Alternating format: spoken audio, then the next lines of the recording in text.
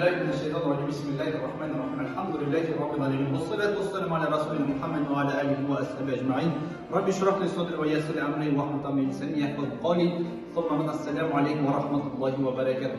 Жоқтан бар еттен үйген қанымдардың Алла Тағала сансыз мадақтар мен шүкірлер болсын. Екі дүниенің сардары пайғамбарымыз Мұхаммед саллаллаху алейхи уассаламға сәлемдер мен салауаттар болсын. Бүгінгі Рамазан айының бірінші күні баршаңызға құтты баянда береке болсын.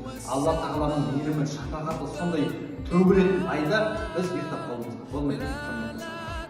Бұл айда жасаған бір жақсылығыңыз Алланың мейірімі соншалықты қараңыз. Басқа айда жасаған 70 парыз амал бар.